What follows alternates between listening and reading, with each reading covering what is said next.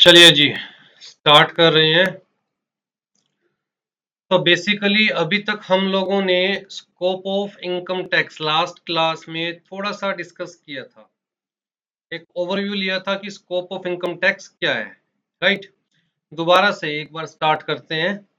देखिए, section 4 income tax act 1961 का, जो कि चार्जिंग सेक्शन है, जो कि पावर दे रहा है इनकम टैक्स चार्ज करने की, राइट। तो सेक्शन 4 ने कहा कि total income of a person is taxable, right. अब जी टोटल इनकम में क्या क्या कंसिडर किया जाएगा, ये सेक्शन 5 ने बताया। सेक्शन 5 क्या हमारा scope of total income. Section 5 ने कहा, देखिए जी, रेजिडेंशियल स्टेटस के बेसिस पर डिटरमाइन किया जाएगा कि किसकी टोटल इनकम में क्या क्या कवर होगा।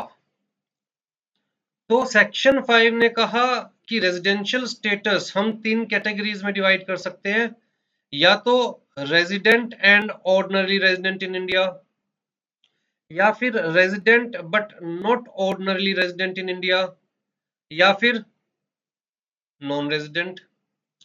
भाई कोई भी पर्सन इन तीन रेजिडेंशियल स्टेटस में लाई करेगा कहीं पर भी, राइट। अगर हम बात कर रहे हैं इंडिविजुअल्स की, या हम बात कर रहे हैं एचयूएफ की, तो जी उनके केसेस में रेजिडेंशियल स्टेटस तीनों हो सकते हैं। या तो कोई रेजिडेंट एंड ऑर्डिनरी रेजिडेंट हो सकता है, या फिर resident but not ordinary resident हो सकता है, या फिर नॉन रेजिडेंट हो सकता है।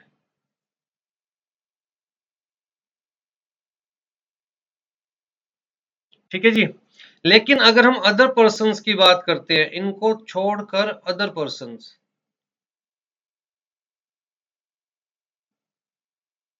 जैसे कि कंपनी है, एसोसिएशन ऑफ पर्सन है, बॉडी ऑफ इंडिविजुअल्स है, कोऑपरेटिव सोसाइटीज हैं, जितने भी अदर पर्सन्स हैं, कहता है उनके केसेस में रेजिडेंशियल स्टेटस सिर्फ दो ही हो सकते हैं, या तो रेजिडेंट या फिर नॉन रेजिडेंट। मतलब इनके केस में रेजिडेंट एंड ऑर्डिनरी रेजिडेंट या resident but not ordinary resident का कंसेप्ट नहीं है। या तो पर्सन रेजिडेंट होगा या फिर नॉन रेजिडेंट होगा। ठीक है। तो कुल मिला के रेजिडेंशियल स्टेटस पे डिपेंड करता है स्कोप ऑफ टोटल इनकम। आपका जैसा रेजिडेंशियल स्टेटस, वैसे ही आपकी टोटल इनकम में कौन सी इनकम को इंक्लूड किया जाएगा। तो जी सेक्शन 5 ने कहा कि सबसे पहले हम देखेंगे जी आरओआर, अगर रेजिडेंशियल स्टेटस है तो कौन सी इनकम टैक्सेबल होगी। अगर आर एनओआर रेजिडेंशियल स्टेटस है तो कौन सी इनकम टैक्सेबल होगी। और अगर एनआर रेजिडेंशियल स्टेटस है तो कौन सी इनकम टैक्सेबल होगी। नॉन रेजिडेंट के केस में कौन सी इनकम टैक्सेबल होगी, राइट। आ जाइए जी। तो सबसे पहले हम डिस्कस कर रहे हैं कि scope of total income in case of ROR, मतलब रेजिडेंट एंड ऑर्डिनरीली रेजिडेंट के केस में कौन कौन सी income scope of total income में कंसीडर की जाएगी। तो जी इनकम को भी हमने कहा जी, इनकम देखिए, या तो हम देखेंगे on the basis of source of income,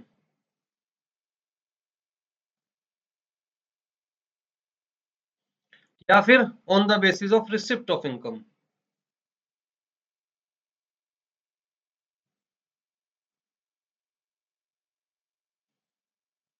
अब जी सोर्स ऑफ इनकम कहता है जी इंडिया भी हो सकता है, आउटसाइड इंडिया भी हो सकता है।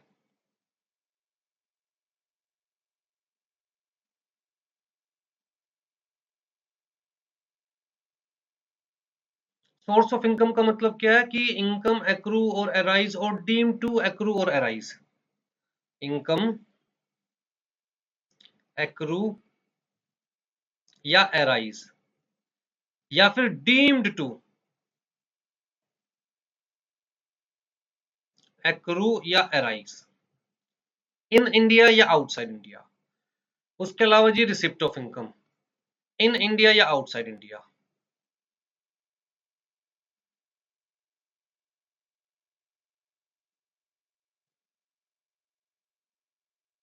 यही पॉसिबिलिटी है। लॉ ने कहा कि अगर इनकम रिसिप्ट इन इंडिया है तो taxable in India in every case. Simple सी बात याद रखनी है, अगर रिसिप्ट इन इंडिया है तो इस केस में taxable in India in every case.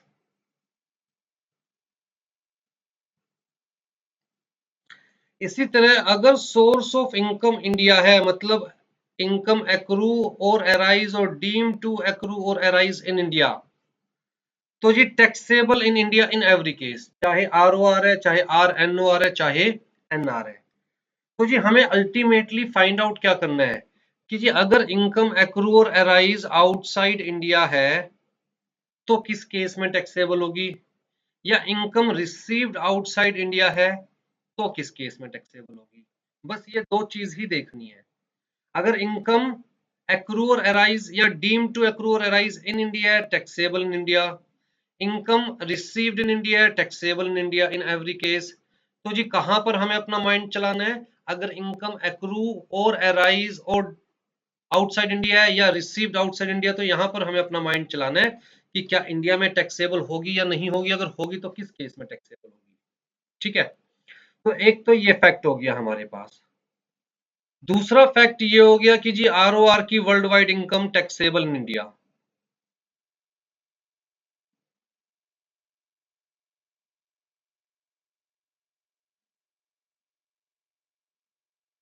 Taxable in India, इसका मतलब इनकम एक्रू और arise in India taxable in India, income accrue और arise outside India taxable in India, income received in India taxable in India, income received outside India तो भी taxable in India.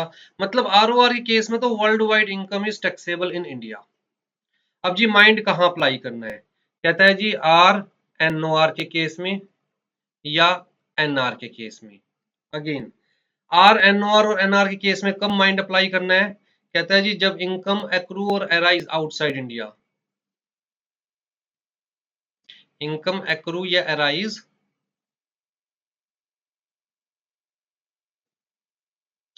या फिर income received outside India.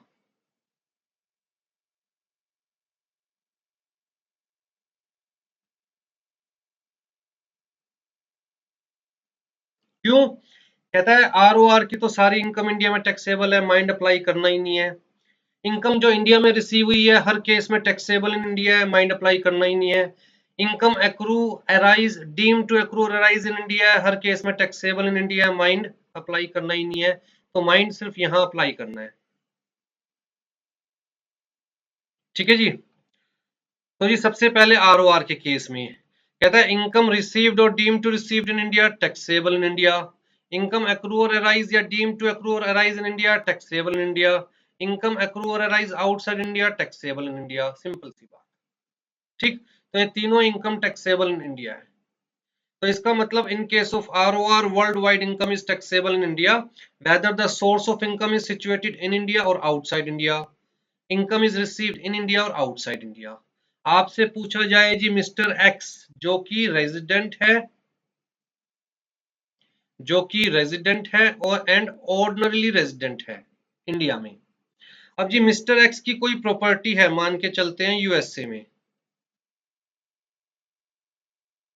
Let's say house. ठीक है जी, mister x ने ये house let out कर दिया यूएसए में ही, जिससे मिस्टर एक्स को रेंटल इनकम हो रही है।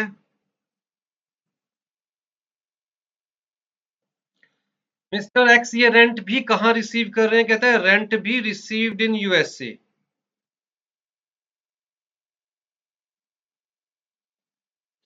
इसका मतलब सोर्स कहां है, आउटसाइड इंडिया। पैसा रिसीव कहां हो रहा है, आउटसाइड इंडिया। क्या ये रेंटल इनकम इंडिया में टैक्सेबल है, the answer is taxable in India. चाहे source of income outside India है, चाहे रिसीव्ड आउटसाइड इंडिया, और ये स्टिल टैक्सेबल इंडिया। रीजन क्या है, मिस्टर एक्स क्या है, आरओआर और ROR की वर्ल्ड वाइड इनकम इंडिया में टैक्सेबल होगी। चलिए जी, अब बात आती है RNOR की। हमने देखा कि अगर इनकम रिसीव्ड या deemed to received in India taxable in India, income accrue और अराइज या डीम्ड टू एक्रू और arise in India taxable in India, हर केस में। अब जी इनकम एक्रू और अराइज आउटसाइड इंडिया, तो जी हमने यही कहा था ना कि कहां माइंड अप्लाई करना है, RNOR के केस में या NR के केस में। कब अप्लाई करना है, जब इनकम एक्रू और अराइज आउटसाइड इंडिया या income is received outside India. तो इन्होंने कहा कि अगर resident but not ordinary resident है, resident but not ordinary resident, ये RNOR आएगा, यहाँ पर NROR लिखा हुआ है।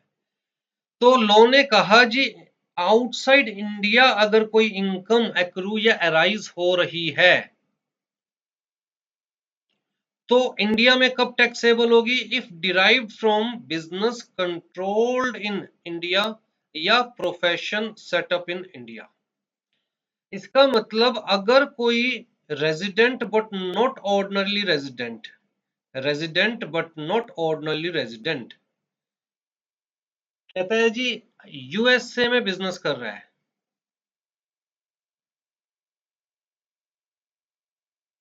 तो इस बिजनेस से जो उसे इनकम होगी इंडिया में कब टैक्सेबल होगी, जब वो इस बिजनेस को कंट्रोल कर रहा है इंडिया से। If business is controlled in India, अगर वो इस बिजनेस को इंडिया से कंट्रोल नहीं कर रहा तो इंडिया में ये इनकम टैक्सेबल नहीं होगी, क्योंकि ये रेजिडेंट तो है बट नॉट ऑर्डिनरली रेजिडेंट। ठीक है, इसी तरह प्रोफेशन अगर इंडिया में सेटअप है, इंडिया से कंट्रोल किया जा रहा है, तो फिर इनकम इंडिया में टैक्सेबल होगी, अदरवाइज इनकम इंडिया में टैक्सेबल नहीं होगी। ठीक, तो जी अगर मान के चलिए एक RNOR है जो कि इंडिया से क्लासेस ले रहा है,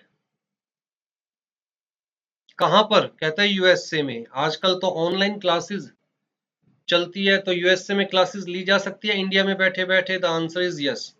तो जो यूएसए में उसको इनकम अर्न कर रहा है वो क्लासेस देकर, वो रिसीव भी यूएसए में हो रही है। रिसीव कहां हो रही है, यूएसए में। मतलब वो इनकम इंडिया में ला ही नहीं रहा। तो बताइए जी ये इनकम इंडिया में टैक्सेबल होगी या नहीं होगी।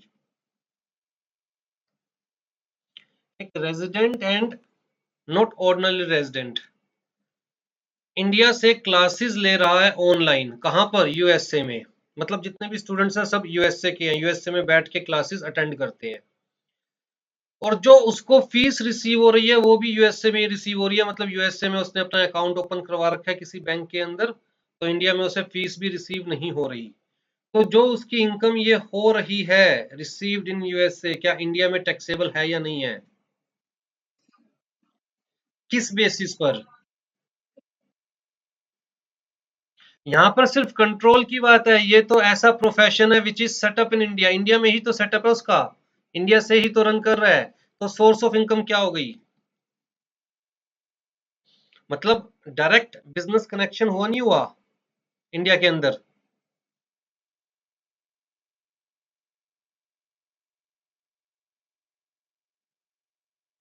ठीक है जी, तो माइंड थोड़ा सा अप्लाई करना है उस टाइम पे दोबारा से। कहता है जी इन दोनों केसेस में तो सबकी इनकम इंडिया में टैक्सेबल है। इनकम एक्रू या अराइज आउटसाइड इंडिया की बात है तो RNOR के केस में ये इनकम तभी टैक्सेबल इन इंडिया है if such income is derived from a business controlled in India या फिर प्रोफेशन सेटअप इन इंडिया। अगर हम बात करें नॉन रेजिडेंट की, तो नॉन रेजिडेंट के केस में कहता है जी ये वाली इनकम तो टैक्सेबल इन इंडिया, जो कि रिसीव्ड या deemed to be received in India. ये वाली इनकम भी टैक्सेबल इन इंडिया, जो कि एक्रू या अराइज या डीम्ड टू एक्रू और अराइज इन इंडिया। कहता है जी नॉन रेजिडेंट की फॉरेन इनकम इंडिया में टैक्सेबल नहीं होगी। नॉन रेजिडेंट की फॉरेन इनकम इंडिया में टैक्सेबल नहीं होगी, सिंपल सी बात। तो देखिए तीन केसेस शुरुआत से लेके चल रहे हैं। ROR के केस में तीनों इंडिया में टैक्सेबल, RNOR के केस में थर्ड केस तब इंडिया में taxable when the business is controlled in India और profession is set up in India. NR के केस में थर्ड केस है ही नहीं, मतलब फॉरेन इनकम इंडिया में टैक्सेबल है ही नहीं, राइट। तो कुल मिलाकर अगर इनकम इंडिया में रिसीव हुई है तो हर केस में टैक्सेबल इन इंडिया, अगर सोर्स ऑफ इनकम इंडिया है तो हर केस में टैक्सेबल इन इंडिया। यही चीज सेक्शन 5 ने सिंपल सी बता रखी है। अगर इसके अंदर कोई डाउट है तो बताइए, नहीं तो फिर आगे चलते हैं। अभी तो जो चीज आपके सामने है वो याद करने वाली है, सिंपल सी बात। कहता है जी ये वाली इनकम तीनों केस में टैक्सेबल इन इंडिया, ये वाली इनकम तीनों केस में टैक्सेबल इन इंडिया। सिर्फ फॉरेन इनकम की बात है। कहता है जी ROR की तो world wide income taxable in India, RNOR की फॉरेन इनकम तब taxable in India if such income is derived from business controlled in India और प्रोफेशन सेटअप इन इंडिया। और NR के केस में foreign income is not taxable in India. Simple. अब एक एक word को समझते हैं जी। रिसीव्ड का मतलब क्या है? हमने कहा if income is received in India. Received का मतलब कहता है जी first receipt in India. First receipt का मतलब मान के चलिए अगर मिस्टर एक्स यूएसए में रहते हैं, जॉब भी यूएसए में करते हैं। अब जी जब रह भी यूएसए में रहे हैं, जॉब भी यूएसए में कर रहे हैं, और इनका जो अकाउंट है बैंक अकाउंट वो भी यूएसए में है, तो जो इनकी सैलरी आती है वो इसी अकाउंट में आती है। जब इनको सैलरी मिलती है तो उसमें से कुछ पार्ट, लेट्स से 60%, वो इंडिया में भेज देते हैं अपने फादर के अकाउंट में।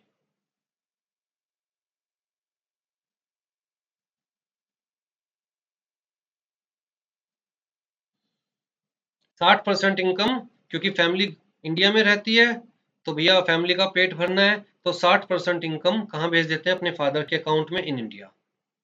ठीक।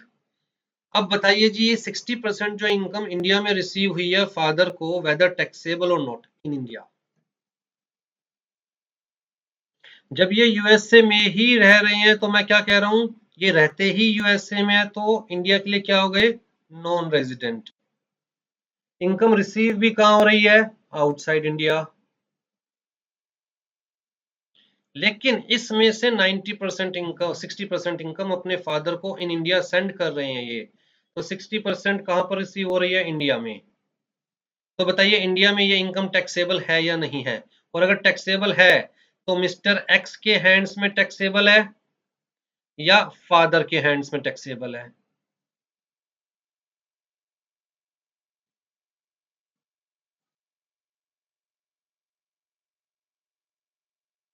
चलिए जी, ऐश्वर्या के लिए टैक्सेबल होगा और फादर के हैंड्स में टैक्सेबल होगा। Anyone else?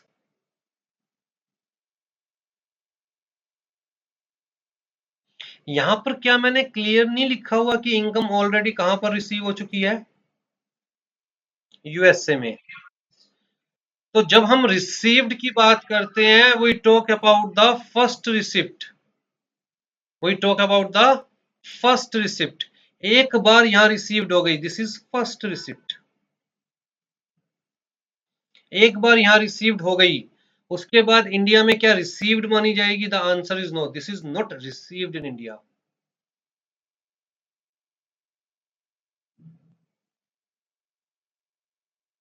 This is repatriated in India or you can say remitted in India. Receive तो ऑलरेडी यूएसए में हो चुकी थी, राइट? तो क्या ये इंडिया में टैक्सेबल है? The answer is not taxable in India.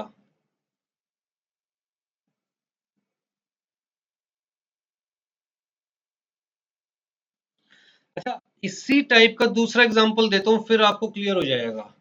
मान के चलिए कि मैं इंडिया में ही रहता हूं, राइट?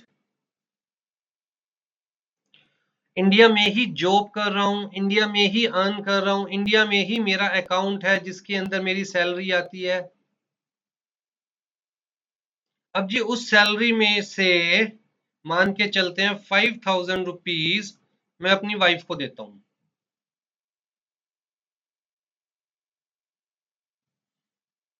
लेट्स से 50,000 रुपीज मेरी सैलरी आती थी, जिसमें से 5,000 रुपीज मैं अपनी वाइफ को देता हूँ। तो बताइए अब ये 5,000 रुपीज क्या मेरी वाइफ की इनकम है?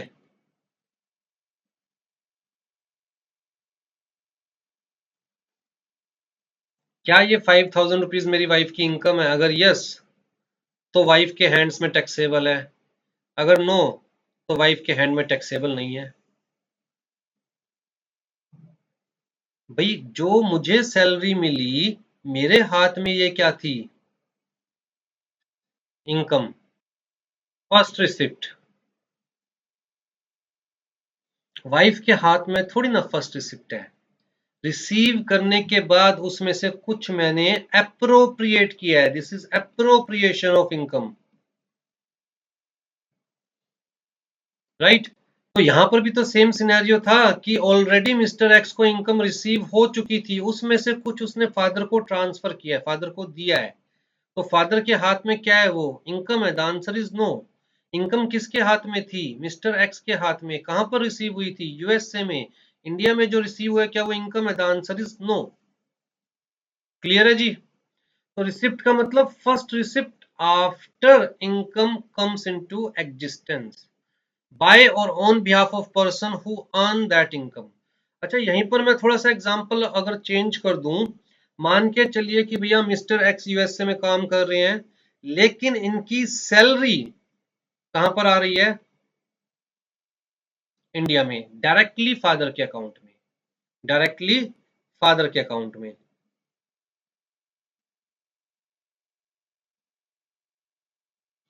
अब बताइए, जो ये सैलरी है वो इंडिया में टैक्सेबल है? The answer is yes. अब ये सैलरी इंडिया में टैक्सेबल है, क्यों? क्योंकि फर्स्ट रिसिप्ट कहां पर है? इंडिया में। चाहे मिस्टर एक्स खुद रिसीव नहीं कर रहे, लेकिन मिस्टर एक्स के बिहाफ पर कोई और तो रिसीव कर रहा है। तो either by the SSC, either by the person और on behalf of the person, right? तो कुल मिला के रिसिप्ट में बी एक्चुअल, में बी कंस्ट्रक्टिव। उसके बाद जी, अगर मेथड ऑफ अकाउंटिंग की बात करें तो लॉ ने कहा अगर आप cash system of accounting follow करते हो, जैसे कि इन केस ऑफ प्रोफेशनल्स, जैसे अगर डॉक्टर अपना क्लिनिक खोल के बैठा है, तो जब तक उसके हाथ में फीस नहीं आ जाएगी, वो शो ही नहीं करता। तो वो क्या फॉलो करता है? Cash system of accounting. उस केस में income is taxable on receipt basis. जब रिसीव हो जाएगी तभी इनकम टैक्सेबल होगी। लेकिन अगर आप मर्केंटाइल या जिसे हम कहते हैं accrual system of accounting follow करते हो, तो उस केस में income is taxable on receipt basis और due basis, whichever is early. Income is taxable on receipt basis और due basis, whichever is early. ठीक है जी? हाँ जी। रेमिटेंस का मतलब समझ में आ गया? जैसे यूएसए वाला हमने एग्जांपल लिया था कि रिसीव कहाँ हुई? यूएसए में 60% फादर को भेजी गई, that is remittance to India, right? तो remittance of income is not considered as the receipt of income in India and hence not taxable in India. तो रेमिटेंस कह लीजिए, रिपेट्रिएशन कह लीजिए, ये रिसिप्ट कंसिडर नहीं किए जाते। मैंने आपको कहा जी, रिसिप्ट में भी एक्चुअल रिसिप्ट, मतलब जब एसएससी खुद रिसीव कर रहा है, मे बी कंस्ट्रक्टिव रिसिप्ट, मतलब जब एसएससी के बिहाफ पर कोई और रिसीव कर रहा है, राइट? तो एसएससी के बिहाफ पर कोई और रिसीव कर रहा है, still that income is taxable in the hands of SSC. तो जी यहां पर इनकम फादर के अकाउंट में आ रही थी, क्या इंडिया में टैक्सेबल है? यस। लेकिन किसके हाथ में? मिस्टर एक्स के हाथ में।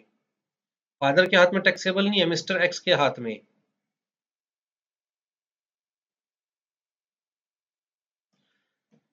जी, नेचर ऑफ इनकम पर भी डिपेंड करता है कि इनकम रिसिप्ट बेसिस पर टैक्सेबल है या ड्यू बेसिस पर। कहता है जी कुछ इनकम जो होती है वो रिसिप्ट बेसिस पर टैक्सेबल होती है, जैसे कि बोनस। अगर मान के चलो कंपनी ने बोनस अनाउंस कर दिया 2021 में, लेकिन दिया है 21-22 में, तो भैया किस ईयर के अंदर ये बोनस टैक्सेबल होगा? कहता है जी प्रीवियस ईयर 21-22 में। तो bonus is always taxable on receipt basis. लेकिन अगर हम सैलरी की बात करें तो कहता है जी salary is taxable on due basis और receipt basis whichever is earliest of the following, due basis और रिसिप्ट बेसिस। अगर मान के चलो आपकी सैलरी ड्यू हो गई है 31 मार्च 2021 को, तो कौन सा प्रीवियस ईयर में ड्यू हो गई? लेकिन आपको रिसीव हो रही है 7 अप्रैल 2021 को, तो कौन से प्रीवियस ईयर में रिसीव हो रही है? लो कहता है विच एवर इज अर्लियर, तो अर्लियर का मतलब ये, मतलब चाहे आपको इस प्रीवियस ईयर में सैलरी रिसीव नहीं हुई लेकिन ड्यू तो हो गई थी। इन दोनों में से जो भी अर्लियर होगा उसी बेसिस पर टैक्सेबल होगा, मतलब प्रीवियस ईयर 2021 में सैलरी टैक्सेबल होगी चाहे आपको इस प्रीवियस ईयर में सैलरी मिली थी या नहीं मिली थी, राइट। तो taxability depends upon the nature of income. हाँ जी, फिर हमने कहा income deemed to be received, बार बार आ रहा है word income deemed to be received, मतलब ऐसी इनकम जो कि एक्चुअल में रिसीव नहीं हुई, आपके हाथ में नहीं आई, बट मान के चला जाएगा कि you have received this income, मान के चला जाएगा। कैसे मान के चला जाएगा? मैंने पहले भी आपको एग्जांपल दिया कि मान के चलिए आपकी सैलरी है 30,000 रुपीज पर मंथ, इसमें से आपका boss 500 rupees per month deduct कर लेता है और कहां पर डिपॉजिट करवा देता है? गवर्नमेंट के पास एज एडवांस टैक्स या टीडीएस कह लीजिए, आपके ब्याह पर। आपको कितना मिल रहा है? ये 500 रुपए तो आपको मिल ही नहीं रहा। लोग कहता है मिल तो रहा है, बस आपके हाथ में नहीं आया एक्चुअल में। सैलरी तो कितनी है? 30,000, तो मिल तो 30,000 ही रही है सैलरी, लेकिन इसमें से कुछ पैसा गवर्नमेंट के पास डिपॉजिट करवा दिया गया, चाहे आपने डायरेक्टली नहीं करवाया, बट आपके बिहाफ पर आपके बॉस ने गवर्नमेंट के पास डिपॉजिट करवाया है। तो चाहे ये जो इनकम है ये एक्चुअली रिसीव्ड नहीं है but deemed to be received.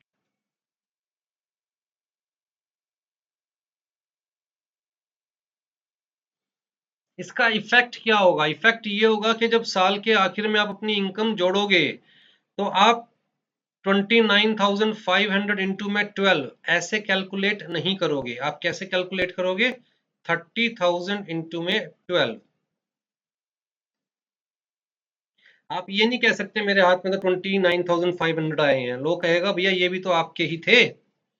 बस फर्क इतना है कि आपके ब्याह पर आपके बॉस ने डिपॉजिट करवा दिए हमारे पास, राइट। तो ये क्या है? Deemed to be received. हाँ जी, all sum deducted by way of tax at source, उनको deemed to be received consider किया जाएगा।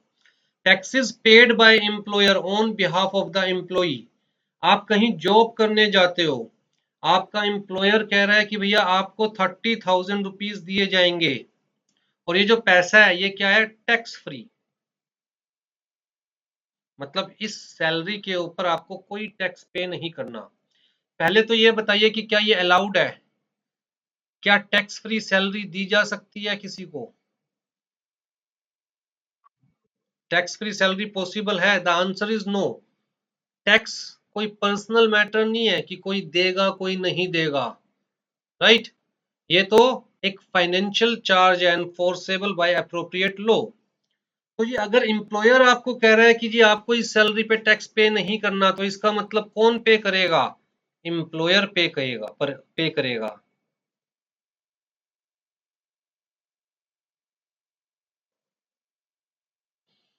मान के चलिए कितना टैक्स बन रहा है? Let's say 500 rupees per month का टैक्स बनता है जो कि आपके ब्याह पे आपका एम्प्लॉयर पे कर रहा है।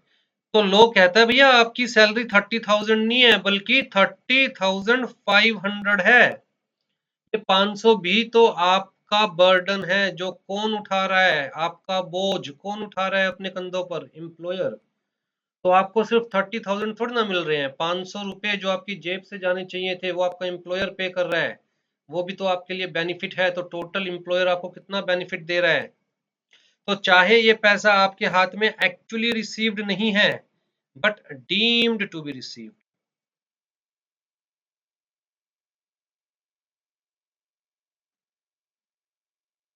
क्लियर है जी? इसी तरह से इन्होंने कहा जितनी भी इनकम क्लब की जाती है, हमने कहा जी माइनर की इनकम किसकी इनकम के साथ क्लब की जाएगी? पेरेंट्स की इनकम के साथ। कौन से पेरेंट की इनकम के साथ? उस पेरेंट की इनकम के साथ जिसकी इनकम ज्यादा है।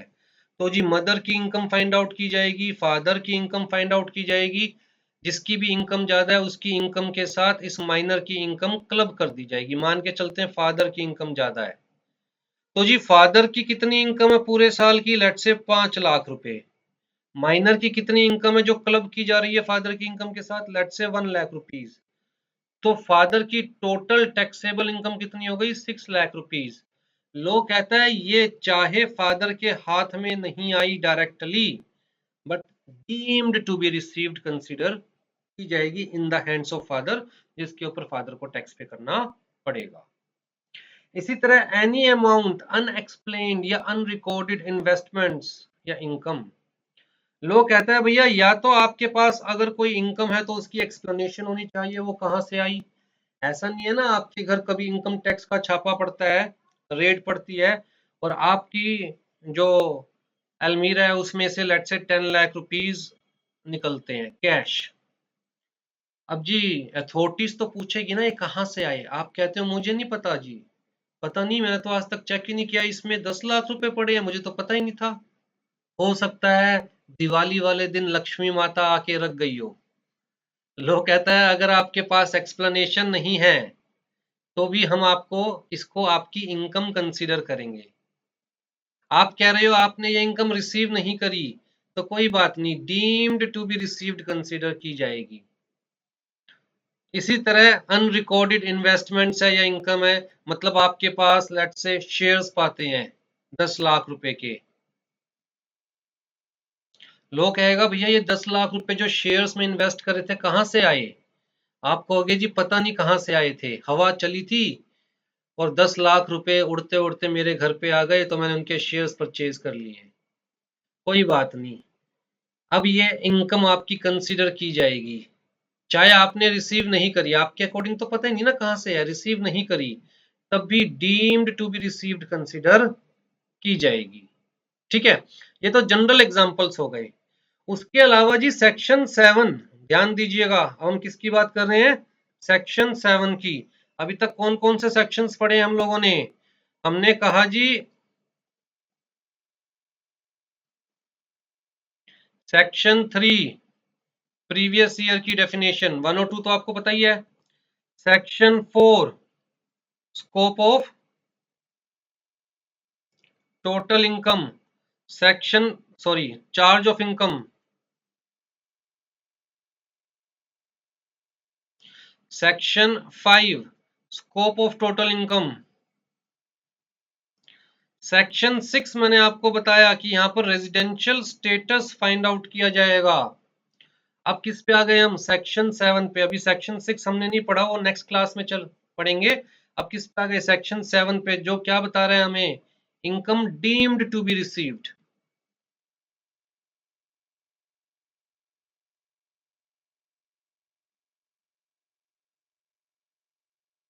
मतलब सेक्शन 7 के अंदर कुछ आइटम्स दे रखी है जिसको स्पेसिफिकली सेक्शन 7 कह रहे हैं जी ये हम income deemed to be received मानेंगे, चाहे आपको रिसीव्ड हुई है या नहीं हुई। कौन कौन सी इनकम है जी?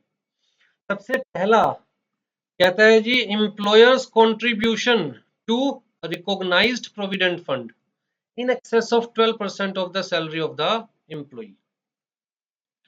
जब हम सैलरी पढ़ेंगे तो tax treatment of provident fund देखेंगे, राइट?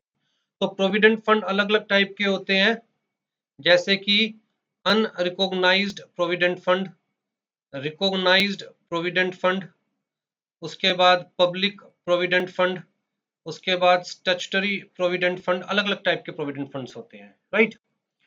अब जी सबसे बेसिक क्या है? रिकॉग्नाइज्ड प्रोविडेंट फंड, अगर हम बात कर रहे हैं एम्प्लॉयर एम्प्लॉय की।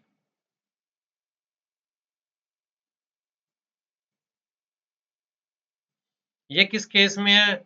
ओनली गवर्नमेंट एम्प्लॉइज के केस में। ठीक है, ये तो पब्लिक के लिए है, चाहे कोई जॉब कर रहा है या नहीं कर रहा है, पब्लिक प्रोविडेंट फंड में अकाउंट ओपन करवाकर आप थोड़ा थोड़ा पैसा जोड़ सकते हैं। अनरिकॉग्नाइज्ड प्रोविडेंट फंड मतलब ऐसा provident fund which is not recognized by income tax commissioner. चाहे प्रोविडेंट फंड कमिश्नर ने इस फंड को रिकॉग्नाइज कर रखा है but not recognized by income tax commissioner, तो इसलिए from income tax point of view ये फंड क्या अनरिकॉग्नाइज्ड। ठीक है, अब जी रिकॉग्नाइज प्रोविडेंट फंड के अंदर कहता है जी एम्प्लॉय भी कंट्रीब्यूट करता है, एम्प्लॉयर भी कंट्रीब्यूट करता है, दोनों की तरफ से कंट्रीब्यूशन जाता है। ठीक, एम्प्लॉय अपनी सैलरी में से कंट्रीब्यूट करेगा, एम्प्लॉयर अपनी तरफ से कंट्रीब्यूट करेगा। लॉ ने कहा जी अगर मैक्सिमम 12% तक का कंट्रीब्यूशन होता है एम्प्लॉयर का, एम्प्लॉय की सैलरी का 12%, सैलरी कौन सी? RPF salary. ठीक है, आरपीएफ सैलरी कैसे निकालते हैं सैलरी वाले हेड में देखेंगे। फॉर द टाइमिंग आप सिंपल सी बात याद रखिए कि अगर एम्प्लॉयर एम्प्लॉय की सैलरी का 12% तक कंट्रीब्यूट करता है प्रोविडेंट फंड में, तो उसे एम्प्लॉय की इनकम कंसीडर नहीं की जाती।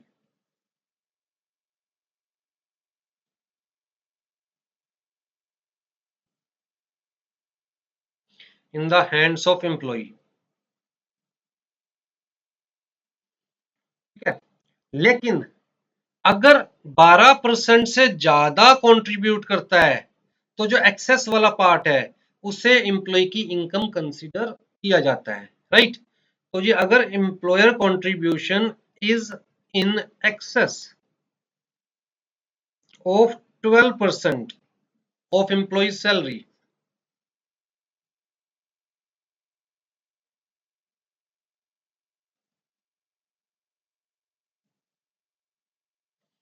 तो ये जो एक्सेस वाला पार्ट है दैट इज इनकम।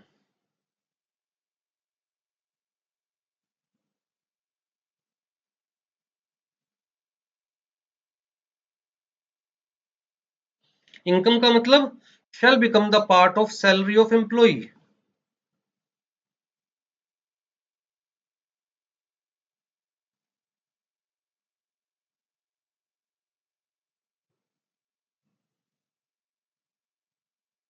मान के चलिए एम्प्लॉय को सैलरी मिल रही है 30,000 रुपीज पर मंथ, और जो एम्प्लॉयर्स कंट्रीब्यूशन है आरपीएफ के अंदर वो मान के चलिए है 2,000, नहीं 4,000। ठीक है, तो 12% ऑफ 30%, 30,000 कितना हुआ?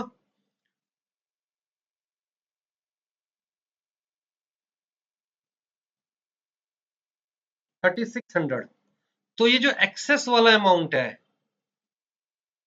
ये क्या मान के चला जाएगा?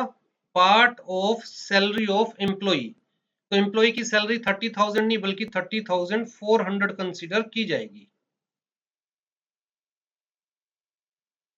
अब एम्प्लॉय कहेगा भैया मेरे कौन सा हाथ में आए हैं, रिकॉग्नाइज प्रोविडेंट फंड में गए हैं, जब रिटायर होऊंगा कभी 20 साल बाद तब जाके मुझे मिलेंगे, तो मैं अभी से क्यों टैक्स पे करूं जब मेरे हाथ में आए ही नहीं ये 400 रुपए। तो लोग कहता है भैया 12% तक एम्प्लॉयर कंट्रीब्यूट कर रहा है तो हमने मान लिया कि ठीक है भैया एम्प्लॉयर को आपके फ्यूचर की चिंता है, बुढ़ापे की चिंता है, और इसलिए ये एम्प्लॉयर का फर्ज है कि एम्प्लॉय के लिए कुछ फ्यूचर के लिए जोड़े। तो एम्प्लॉय भी कंट्रीब्यूट कर रहा है, एम्प्लॉयर भी कंट्रीब्यूट कर रहा है, लेकिन अगर 12% से ज्यादा कंट्रीब्यूट कर रहा है तो ये एक्सेस वाला अमाउंट हम आपकी इनकम कंसीडर करेंगे, और चाहे ये आपने रिसीव नहीं किया but deemed to be receive consider करेंगे। तो जी इसके ऊपर आपको टैक्स पे करना पड़ेगा, आपकी सैलरी 30,400 कंसीडर की जाएगी इंस्टेड ऑफ 30,000। क्लियर है जी? फिर जी अगर एम्प्लॉयर एम्प्लॉय के प्रोविडेंट फंड में, अच्छा पहले इंटरेस्ट की बात कर लेते हैं। अब रिकॉग्नाइज प्रोविडेंट फंड में जो पैसा जाता है उसके ऊपर इंटरेस्ट भी तो मिलेगा। तो इंटरेस्ट कितना है? कहता है जी अगर 9.5% पर एनम तक का इंटरेस्ट मिल रहा है तो एग्जम्प्टेड है, मतलब उसके ऊपर एम्प्लॉय को टैक्स पे नहीं करना। जब प्रोविडेंट फंड टोटल मिल जाएगा आफ्टर रिटायरमेंट या आफ्टर डेथ जो भी केस है उसका टैक्स ट्रीटमेंट अलग है, लेकिन जिस ईयर में आपको मिल रहा है इंटरेस्ट उस ईयर में टैक्स पे नहीं करना। क्योंकि अप्रैल में आपको मिल नहीं रहा, आपके प्रोविडेंट फंड में ऐड हुए जा रहा है। लेकिन अगर 9.5% से ज्यादा आपको प्रोविडेंट फंड मिलता है तो जो एक्सेस वाला पार्ट है वो चाहे आपको कैश में नहीं मिल रहा फिर भी deemed to be received consider किया जाएगा। जैसे यहां पर 12% से एक्सेस वाला part deemed to be received consider किया जा रहा था, right.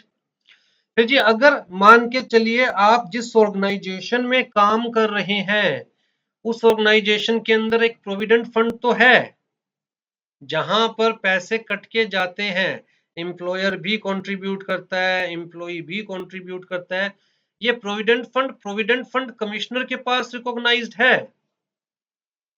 But income tax commissioner के पास रिकॉग्नाइज नहीं है। जब इनकम टैक्स कमिश्नर के पास रिकॉग्नाइज नहीं है तो कहता है जी लॉ की नजरों में तो ये एग्जिस्ट नहीं करता, इनकम टैक्स की नजरों में तो एग्जिस्ट नहीं करता। अब मान के चलिए जी एम्प्लॉयर्स कंट्रीब्यूशन भी जा रहा है, एम्प्लॉइज कंट्रीब्यूशन भी जा रहा है, यहाँ पर दोनों का कंट्रीब्यूशन पिछले 3 सालों से जा रहा था, पैसे इकट्ठे हो गए इसके अंदर 60,000 रुपीज, किसके पैसे, एम्प्लॉय के, जो आफ्टर रिटायरमेंट एम्प्लॉय को मिलेंगे। अब जी ऑर्गेनाइजेशन पूरी कोशिश कर रही है कि इसे रिकॉग्नाइज करवाया जाए, इनकम टैक्स कमिश्नर इसे रिकॉग्नाइज कर ले, प्रोविडेंट फंड कमिश्नर तो ऑलरेडी रिकॉग्नाइज किया हुआ है। तो जब ये रिकॉग्नाइज्ड होगा, जब ये unrecognized provident fund recognised provident fund बनेगा तो जी यहां से पैसा कहां पर ट्रांसफर होगा, रिकॉग्नाइज्ड प्रोविडेंट फंड में, ठीक। अब रिकॉग्नाइज्ड प्रोविडेंट फंड के यहाँ पर रूल्स एप्लीकेबल हो जाएंगे कि देखो जी जो एम्प्लॉयर्स कंट्रीब्यूशन है 12% से ज्यादा तो नहीं है, जो इंटरेस्ट है वो 9.5% से ज्यादा तो नहीं है जो इसमें इकट्ठा हुआ, जो एक्सेस वाला अमाउंट है, मान के चलो 12% एम्प्लॉयर्स कंट्रीब्यूशन प्लस 9.5% के इंटरेस्ट के हिसाब से 54,000 रुपीज बनते हैं, लेकिन 60,000 रुपए ट्रांसफर हो रहे हैं तो बाकी के 6,000 क्या मान के चला जाएगा, टैक्सेबल है आपके हाथ में, तो डीम्ड टू बी रिसीव्ड, चाहे एक्चुअल में आपको रिसीव हुए हैं या नहीं हुए, ठीक है जी।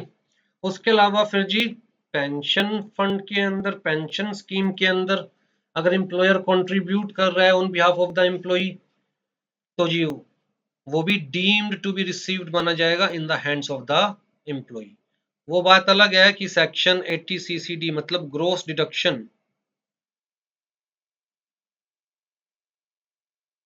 में आप कुछ डिडक्शन ले सकते हो, that's a different thing, but for the timing आपकी सैलरी का पार्ट कंसीडर किया जाएगा, राइट। ये सारे ही केसेस देखिए एम्प्लॉय के हाथ में पैसे नहीं आ रहे हैं, एम्प्लॉय के नाम से किसी फंड में जा रहे हैं पैसे, लेकिन यहाँ पर लिमिट लगा दी गई है, जैसे कि इस केस में अनरिकॉग्नाइज फंड से रिकॉग्नाइज में ट्रांसफर होते हैं, तो इस केस में कि भैया इससे ज्यादा अगर एम्प्लॉय को मिल रहा है तो वो एक्सेस वाला अमाउंट एम्प्लॉय के हाथ में टैक्सेबल होगा, deem to be received consider किया जाएगा।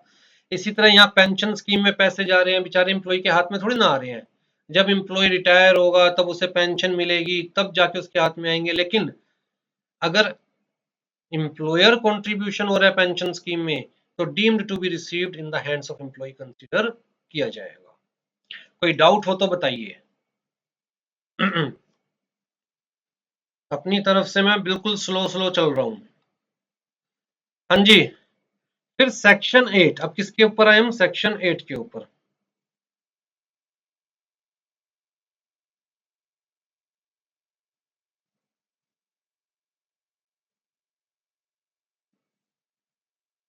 ये क्या बता रहा है, टैक्स ट्रीटमेंट ऑफ डिविडेंड।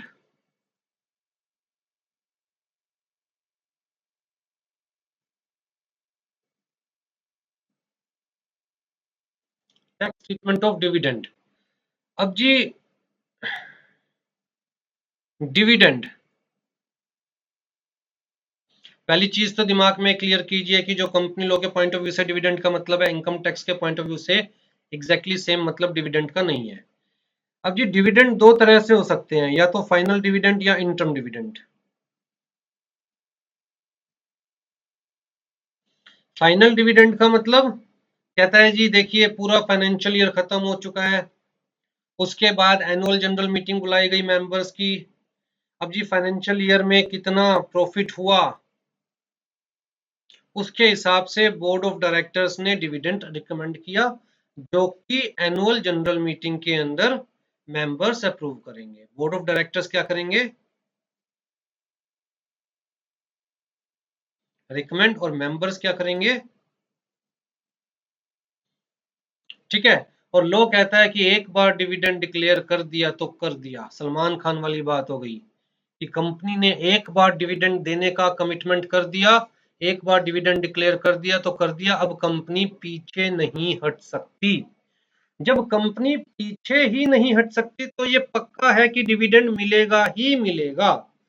तो लो ने कहा अगर हम फाइनल डिविडेंड की बात कर रहे हैं तो भैया पेड बेसिस पर या डिक्लेयर्ड बेसिस पर, which ever is earlier.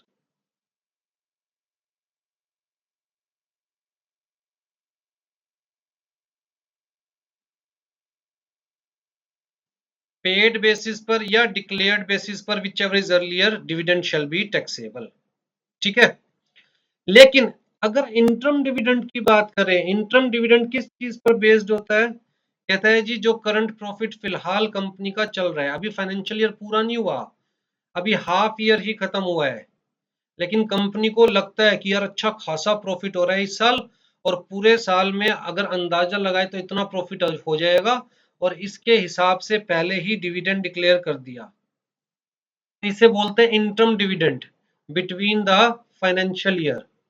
Law ने कहा इंटरम डिविडेंड के केस में टैक्सेबिलिटी कैसे रहेगी? On receipt basis.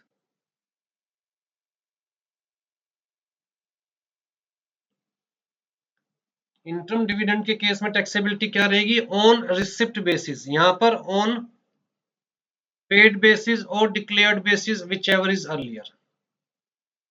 ठीक है। तो इंटरम डिविडेंड के केस में जब तक शेयर होल्डर के हाथ में डिविडेंड आ नहीं जाएगा तब तक उसकी टैक्सेबिलिटी नहीं है।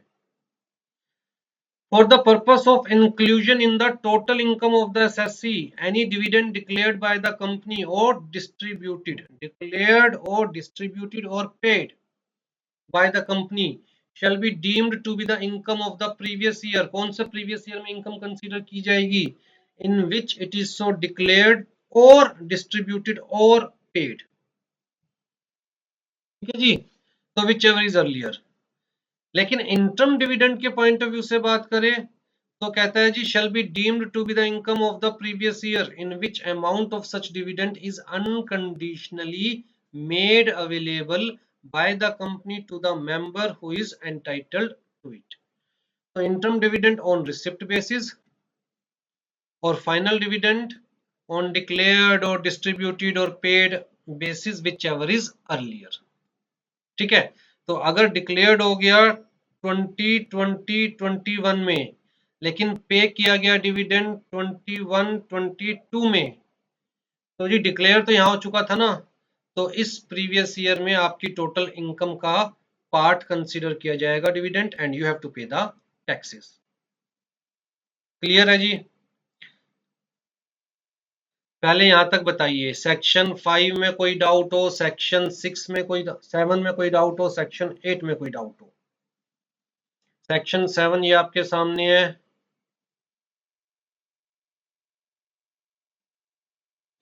सेक्शन 8 ये आपके सामने है। सेक्शन 5 हमारा स्कोप ऑफ टोटल इनकम था ही।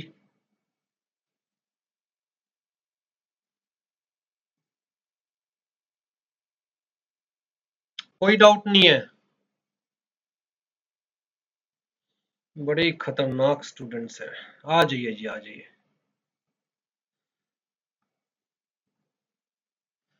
जब सामने से कोई डाउट नहीं आता तो दो चीजें क्लियर होती है, या तो आपको कुछ भी समझ नहीं आ रहा है, या मैं आपको कुछ भी समझा नहीं पा रहा हूँ, क्योंकि ऐसा तो पॉसिबल ही नहीं है कि फर्स्ट टाइम में कोई भी स्टूडेंट सारे प्रोविजन समझ जाए।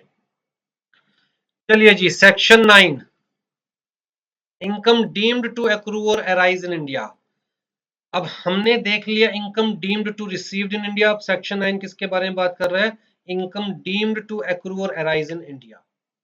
तो कौन सी इनकम ऐसी है जो चाहे एक्चुअल में इंडिया में एक्रू या अराइज हो या ना हो, फिर भी मान के चला जाएगा इनकम डीम्ड टू एक्रू और arise in India, so such income is taxable in India, right?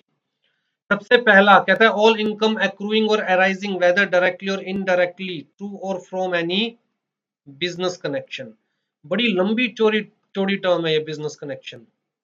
अगर आप सेक्शन 9 एक्चुअल में बेयर एक्ट से खोल के देखेंगे तो आपको लगेगा यार ये सेक्शन पूरा समझना आपके लिए इम्पॉसिबल है।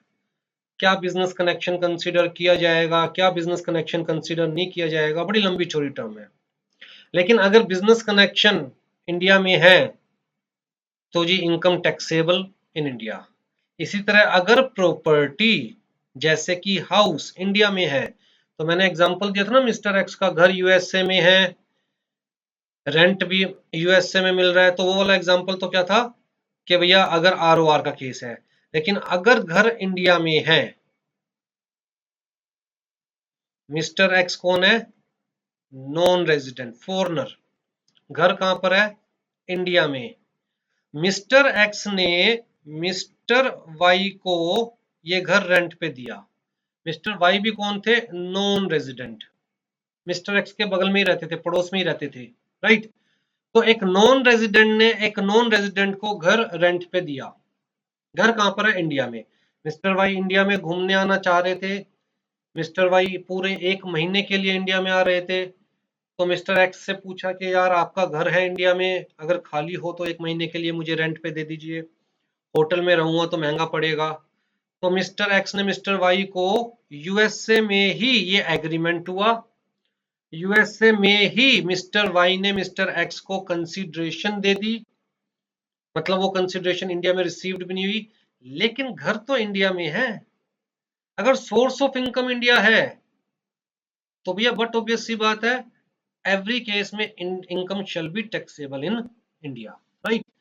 तो प्रॉपर्टी अगर इंडिया में है तो इनकम उस प्रॉपर्टी से रिलेटेड कहीं भी होगी, वेदर रिसीव्ड इन इंडिया और not, such income is taxable in India. इसी तरह कोई भी एसेट है, कोई भी सोर्स ऑफ इनकम है जो कि इंडिया में है, टैक्सेबल इन इंडिया।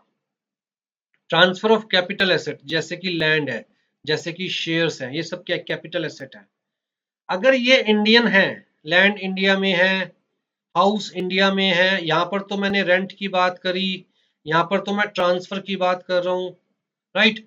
शेयर्स है, इंडियन कंपनी के है, चाहे कहीं भी टैक्सेबल हो, मतलब कहीं भी ट्रांसफर हो, टैक्सेबल इन इंडिया, सिंपल सी बात। ठीक है जी। तो दिमाग में क्या रखना है, अगर एसेट इंडिया के अंदर है तो उससे हुई इनकम भी टैक्सेबल इन इंडिया। अगर बिजनेस कनेक्शन इंडिया में है तो उससे हुई इनकम भी taxable in India, in every case. क्यों, क्योंकि deemed to be received in India consider की जाएगी। ये जो इनकम है क्या इंडिया में रिसीव हुई थी, द आंसर इज नो। ये जो इनकम है क्या इंडिया में एक्रू या राइज हुई थी, द आंसर इज नो। कहां पर एग्रीमेंट बना था, यूएसए में। स्टिल डीम्ड टू एक्रू और राइज इन इंडिया कंसीडर की जाएगी, क्यों, क्योंकि सोर्स इंडिया में है, सिंपल सी बात। ठीक है जी।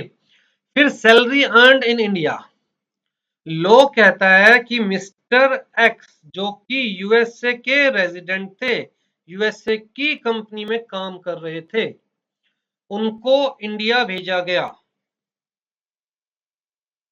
रिसर्च एंड डेवलपमेंट के लिए। इनकी यूएसए की कंपनी ने मिस्टर एक्स को इंडिया भेजा रिसर्च एंड डेवलपमेंट के लिए।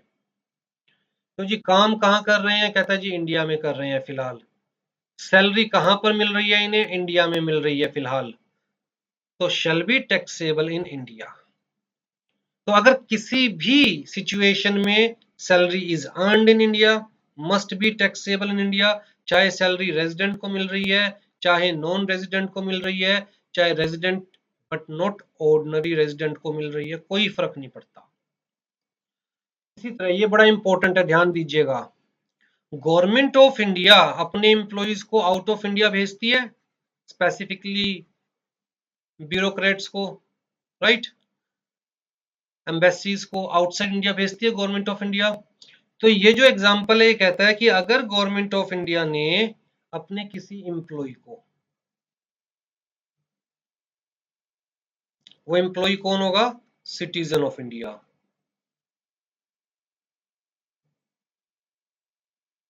आउटसाइड इंडिया भेजा है,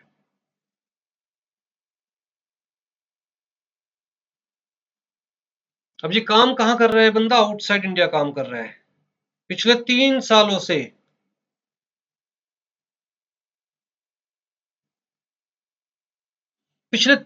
से आउटसाइड इंडिया काम कर रहा है। इसका मतलब क्या ये रेजिडेंट इन इंडिया? नहीं जी, 3 सालों से इंडिया की शक्ल ही नहीं देखी, तो नॉन रेजिडेंट है इंडिया में तो।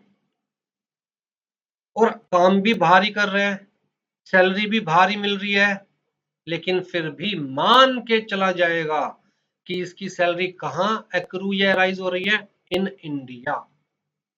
तो यह सारी कंडीशंस नोट कीजिए। गवर्नमेंट ऑफ इंडिया अपने एम्प्लॉय को, कौन सा employ who citizen of India outside India भेज रही है, तो उसको जो भी सैलरी मिलेगी वो shall be deem to accrue और राइज इन इंडिया कंसीडर की जाएगी, मतलब shall be taxable in India. ठीक है। फिर जी dividend paid by an Indian company. अब इंडियन कंपनी अगर डिविडेंड पे कर रही है तो Indian company source of income क्या है? इंडिया। तो जो भी डिविडेंड पे किया जाएगा whether in India whether outside India, सब कहाँ टैक्सेबल है? In India. ठीक है। इसी तरह सर्टेन इंटरेस्ट, रॉयल्टी और फीस फॉर टेक्निकल सर्विसेज की बात की गई, जिनको आगे समझाया जा रहा है, ध्यान से देखिएगा। सबसे पहले बिजनेस कनेक्शन को देखिए। हमने कहा अगर बिजनेस कनेक्शन इंडिया में है तो income shall be taxable in India. कहां पर मैटर करता है बिजनेस कनेक्शन? कहता है जी RNOR के केस में या फिर NR के केस में। रेजिडेंट के केस में तो मैटर नहीं करता, क्योंकि रेजिडेंट की तो वर्ल्ड वाइड इनकम इंडिया में टैक्सेबल है, सीधी सी बात। राइट। कहां पर मैटर करता है? या तो RNOR के केस में या NR के केस में। ठीक है जी। बिजनेस कनेक्शन का मतलब क्या है? वैसे ही इमेजिन कीजिए कि आप USA में रहते हैं, आपसे कोई कह रहा है जी आपका बिजनेस कनेक्शन इंडिया में है। बिजनेस कनेक्शन का मतलब क्या हुआ? क्या आपका कोई बिजनेस कनेक्शन इंडिया में है? तो जी बिजनेस कनेक्शन कैसे होगा? जैसे कि कोई एजेंट जो कि स्पेसिफिकली आपके लिए काम करता है। अब देखिए एजेंट दो तरह के हो सकते हैं। एक ऐसा एजेंट जो कि आपके लिए काम करता है एक्सक्लूसिवली, स्पेसिफिकली या मेनली। तीनों वर्ड लिख रहा हूं, एक्सक्लूसिवली, स्पेसिफिकली या फिर मेनली। मेनली का मतलब लेट्स से 80 to 90% सिर्फ आपका ही काम करता है, दूसरों का काम तो तब करता है जब आपकी तरफ से काम नहीं होता, जब वो खाली होता है। ठीक। या फिर एक ऐसा एजेंट, एजेंट के साथ में ब्रोकर लिख दूं, one and the same thing. या फिर एक ऐसा एजेंट या ब्रोकर जो कि जनरल है, जो किसी का भी काम करता है। राइट।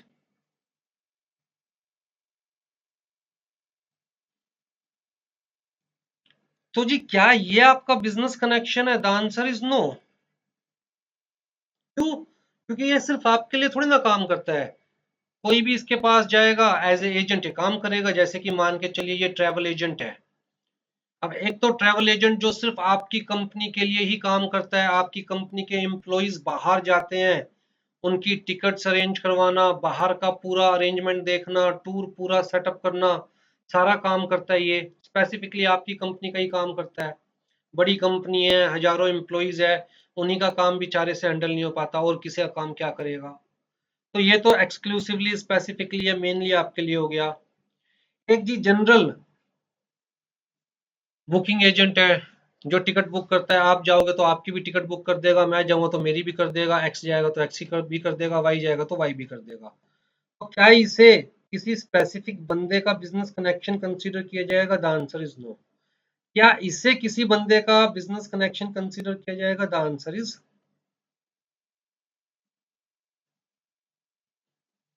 ठीक है जी। मान के चलिए आप यूएसए के अंदर हैं, आपकी कंपनी यूएसए में है। अब मैं कंपनी के पॉइंट ऑफ व्यू से बात कर रहा हूँ। आपकी कंपनी यूएसए में है, इंडिया में आपने सिर्फ मैन्युफैक्चरिंग यूनिट लगा रखी है।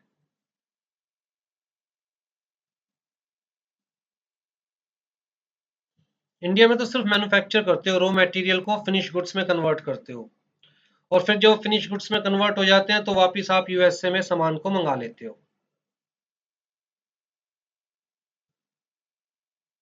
जब फिनिश गुड्स बन जाते हैं तो वापस आप यूएसए में सामान को मंगवा लेते हो, और फिर यूएसए से ही सारी बिलिंग होती है, यूएसए से ही सारा काम चलता है, एडमिनिस्ट्रेशन सारा यूएसए में ही है। इंडिया में सिर्फ क्या है, मैन्युफैक्चरिंग यूनिट, क्योंकि इंडिया के अंदर लेबर सस्ती है, राइट। यूएसए में लेबर महंगी है, तो बहुत सारी कंट्रीज इंडिया में, चाइना में, ऐसी कंट्रीज के अंदर मैन्युफैक्चरिंग यूनिट लगाती है। अब जी अगर आपकी कंपनी ने इंडिया में मैन्युफैक्चरिंग यूनिट लगा रखी है, तो क्या ये बिजनेस कनेक्शन कंसीडर किया जाएगा? अरे भैया परमानेंट एस्टेब्लिशमेंट हो गया,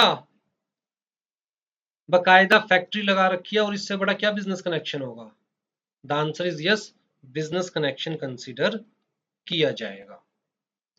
तो इस यूनिट से रिलेटेड जितनी भी इनकम होगी, इस यूनिट से रिलेटेड जितनी भी इनकम होगी, वो कहां टैक्सेबल होगी? कहता है जी इंडिया में, ठीक है। फिर मान के चलिए जी इंडिया के अंदर आपने अपनी सब्सिडरी कंपनी बना ली है।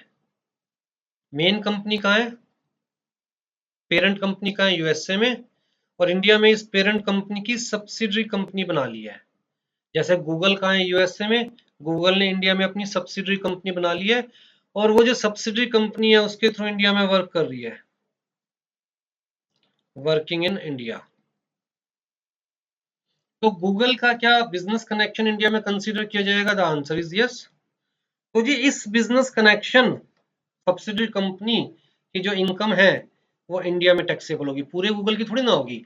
इस बिजनेस कनेक्शन की जो इनकम है वो इंडिया में टैक्सेबल होगी, चाहे गूगल क्या है, फॉरेन कंपनी, राइट। हमने कहा था जी नॉन रेजिडेंट की इनकम इंडिया में टैक्सेबल कब होगी? फॉरेन इनकम इंडिया में टैक्सेबल होगी? The answer is no. Google की फॉरेन इनकम इंडिया में टैक्सेबल होगी? The answer is no. लेकिन जो इंडिया में बिजनेस कनेक्शन है उससे जो इनकम अर्न कर रहा है गूगल, वो तो इंडिया में टैक्सेबल होगी, क्योंकि डीम्ड टू एक्रू और अराइज इन इंडिया कंसीडर की जाएगी, राइट। तो क्या बिजनेस कनेक्शन है, क्या नहीं है, बड़ा सोच समझ के, दिमाग लगा के, राइट। कुछ केसेस एक्ट में दे रखे हैं, सेक्शन में दे रखे हैं, वो दिमाग में रखने हैं। बाकी जैसा क्वेश्चन आएगा तो माइंड यूज करना है अपना। आ जाइए जी। अब यहां पर इन्होंने कहा एजेंट वाली बात चल रही है, एजेंट, या मैं कहूँ ब्रोकर। कहता है जी business connection shall include any business activity carried out through a person. ये पर्सन कौन है? एजेंट या broker. Who acting on behalf of non resident. तो ये एजेंट है या ब्रोकर है, is acting on behalf of the non resident. ध्यान से देखिएगा। अब जी मैंने क्या कहा, अगर ये जनरल एजेंट है, मतलब कोई भी इसके पास जाता है और ये किसी का भी काम करता है, फिर तो किसी का स्पेसिफिक बिजनेस कनेक्शन कंसीडर नहीं किया जाएगा। लेकिन अगर ये agent has and habitually exercise in India an authority, इसको हाईलाइट कर रहा हूं मैं, authority to conclude contracts on behalf of the non resident. तो जी इस बंदे के पास अथॉरिटी है कि ये नॉन रेजिडेंट के बिहाफ पर कॉन्ट्रैक्ट कंक्लूड कर सकता है इंडिया में, कॉन्ट्रैक्ट में एंटर कर सकता है इंडिया में। तो भैया ये तो बिजनेस कनेक्शन डायरेक्टली दिखाई दे रहा है, क्योंकि इसके पास इतनी अथॉरिटी है कि ये नॉन रेजिडेंट के बिहाफ पर इंडिया में कॉन्ट्रैक्ट में एंटर कर रहा है। तो डायरेक्टली नॉन रेजिडेंट का एजेंट हुआ ना ये तो, राइट। तो भैया इसे इंडिया में नॉन रेजिडेंट का बिजनेस कनेक्शन कंसीडर किया जाएगा। इसका मतलब ये एजेंट नॉन रेजिडेंट के बिहाफ पर इंडिया में जो भी एक्टिविटी करेगा, उस एक्टिविटी से जो भी इनकम होगी, वो इनकम इंडिया में टैक्सेबल है। फिर जी सेकंड पॉसिबिलिटी ली गई। ये एजेंट कह रहा है जी मेरे पास तो कोई ऐसी अथॉरिटी नहीं है, देखो कोई मेरे और नॉन रेजिडेंट के बीच में कॉन्ट्रैक्ट नहीं साइन हुआ हुआ जिसपे लिखा हो कि मैं नॉन रेजिडेंट का एजेंट हूं। लॉ ने कहा चलो ठीक है, आप एजेंट नहीं हो, मान ली, मतलब आपके पास अथॉरिटी नहीं है, रिटन अथॉरिटी नहीं है आपके पास, लेकिन habitually maintains in India a stock of goods or merchandise from which he regularly delivers goods or merchandise on behalf of the non-resident। तो जी नॉन रेजिडेंट ने इसके साथ कोई रिटर्न में कॉन्ट्रैक्ट नहीं किया, लेकिन फिर भी ये एजेंट कहता है जी नॉन रेजिडेंट के बिहाफ पर इंडिया में स्टॉक मेंटेन कर रहा है। जैसे नॉन रेजिडेंट का काम है कंप्यूटर्स का, और ये इंडिया में नॉन रेजिडेंट के बिहाफ पे कंप्यूटर्स का स्टॉक मेंटेन कर रहे हैं। रिटर्न में कोई अथॉरिटी नहीं है इसके पास, ये कहता है जी मैं आदत से मजबूर हूँ, वैसे ही मैंने देखा मार्केट में सस्ता है तो उठा के रख लेता हूँ, कभी भी वो मिस्टर जॉन जो है यूएसए वाले वो ऑर्डर दे सकते हैं। तो habitually maintains in India stock, लोग कहते हैं किसको बेवकूफ बना रहे हो, सिर्फ क्या कमी है कि आपके पास रिटर्न एग्रीमेंट नहीं है, आपके और नॉन रेजिडेंट के बीच में रिटर्न एग्रीमेंट नहीं है, अदरवाइज हरकतें तो आपकी ऐसी है, आदतन मजबूर हो आप कि आप किसके लिए काम कर रहे हो, नॉन रेजिडेंट के लिए, तो भैया आपको नॉन रेजिडेंट का बिजनेस कनेक्शन कंसीडर किया जाएगा, और आपकी जो नॉन रेजिडेंट के लिए एक्टिविटीज है उनसे अगर कोई भी प्रॉफिट इंडिया में अर्न किया जाता है तो इनकम कहां टैक्सेबल होगी, इंडिया में। ठीक है, habitually secures order in India, again कहता है जी कोई रिटर्न अथॉरिटी नहीं है लेकिन फिर भी आप नॉन रेजिडेंट के बिहाफ पर ऑर्डर लेते हो, आदतन मजबूर हो आप, आदत हो गई है आपको नॉन रेजिडेंट के बिहाफ पर ऑर्डर लेने की, तो कहता है जी मेनली अगर आपका यही काम है तो आपको नॉन रेजिडेंट का बिजनेस कनेक्शन कंसीडर किया जाएगा, और आपके थ्रू नॉन रेजिडेंट जो भी इंडिया में एक्टिविटी कर रहा है उसे जो भी प्रॉफिट हो रहा है that profit shell be taxable in India. ठीक है जी, फिर उसके अलावा कुछ एग्जांपल्स दिए गए आपकी बुक के अंदर जो मैंने यहाँ पर लिखे हुए हैं, ध्यान से देखिएगा। कहता है जी अगर non resident maintains branch office factory agency receivership management या अदर एस्टेब्लिशमेंट इन इंडिया, तो ये तो परमानेंट एस्टेब्लिशमेंट हो गए ना, तो परमानेंट एस्टेब्लिशमेंट हो गए ना, तो भैया फिर तो आपका बिजनेस कनेक्शन इंडिया में है। ठीक है, आपने इंडिया में फैक्ट्री लगा रखी है जो सिर्फ और सिर्फ इंडिया में क्या कर रही है, मैन्युफैक्चरिंग कर रही है, रॉ प्रोडक्ट लेती है, उसको प्रोसेस्ड में फाइनल प्रोडक्ट में कन्वर्ट करती है, और फिर आप वापिस अपने कंट्री में मंगा लेते हो, लेकिन फैक्ट्री तो आपने इंडिया में लगा रखी है, तो उस फैक्ट्री से रिलेटेड जो भी आपको प्रॉफिट अर्न कर रहे हो आप, वो कहाँ टैक्सेबल होगा, इंडिया में। कैसे, आप सोच रहे हो सर कैसे प्रॉफिट अर्न कर रहा है, भाई फैक्ट्री लगा रखी है, लेट्स से यहाँ पर शर्ट्स मैन्युफैक्चर की जा रही है फैक्ट्री में, अब जी शर्ट्स मान के चलिए पूरे साल में कितनी प्रोड्यूस हुई, 1 लाख पीस शर्ट्स की। ठीक है जी, अब कहाँ भेजे जा रहे हैं ये, मैं आफ्टर मैन्युफैक्चरिंग यूएस से, तो जी यहाँ पर इनकी वैल्यू निकाली जाएगी,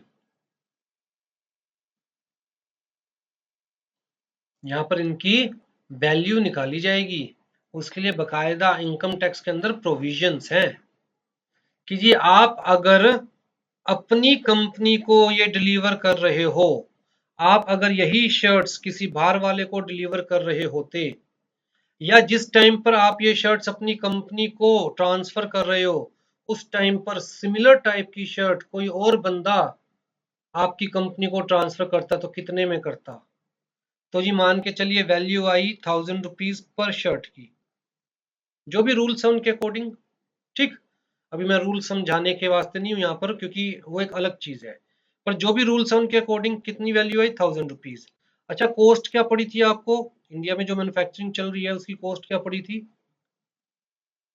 तो भैया आप कितने में भी ट्रांसफर करो अपनी कंपनी को, ये 200 रुपये आपका प्रॉफिट कंसीडर किया जाएगा which is from the business activity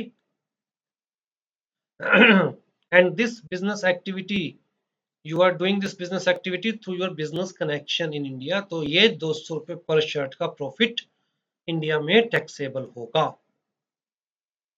ठीक है जी, बेसिकली ये जो प्राइस निकाला जाएगा ना इसे बोलते हैं ट्रांसफर प्राइसिंग।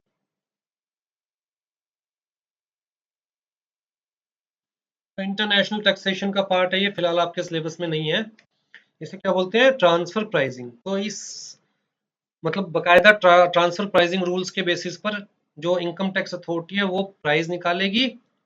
आप ये नहीं कह सकते जी ये तो मेरी ही फैक्ट्री है, मेरी फैक्ट्री मुझे ट्रांसफर कर रही है, ये कोई सेल थोड़ी ना हो रही है, लोग कहता है जी हम इसे सेल कंसीडर करके चलेंगे, ट्रांसफर प्राइसिंग रूल्स के अकॉर्डिंग आपके प्रोडक्ट की वैल्यू निकाली जाएगी, फिर जी कॉस्ट निकाली जाएगी, जो डिफरेंस होगा वो इंडिया में टैक्सेबल होगा। ठीक है जी। फिर एजेंट अपॉइंट कर रहे हो आप, जो कि सिस्टमेटिकली या रेगुलरली आपके ब्याह पर रॉ मटेरियल परचेज कर रहा है, या आपके ब्याह पर कोई और कमोडिटी परचेज कर रहा है, राइट। या फिर आप इंडिया में किसी कंपनी के साथ क्लोज फाइनेंशियल एसोसिएशन कर रहे हो, तो इसका मतलब you are trying to create business connection in India. आप इंडिया में कोई सब्सिडरी कंपनी एस्टेब्लिश कर रहे हो, इसका मतलब you have created your business connection in India.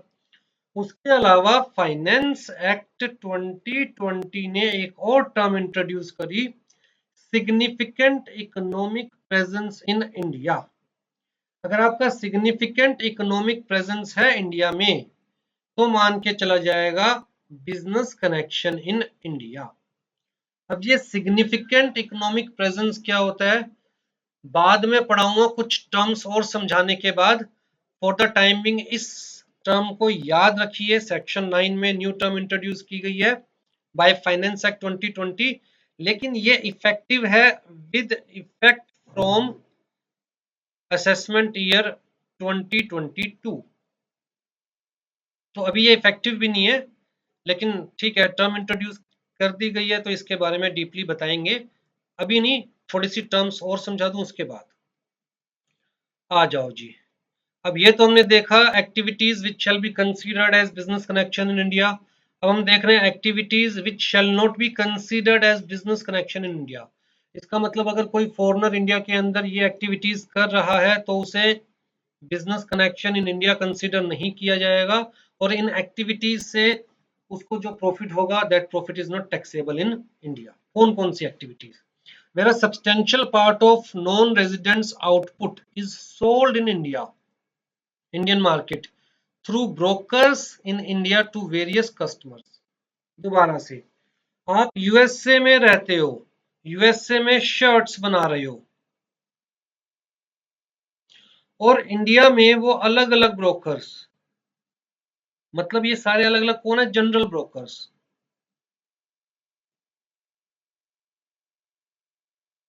के थ्रू ये शर्ट्स बेच रहे हो, जिसके लिए आप ब्रोकर्स को कमीशन देते हो।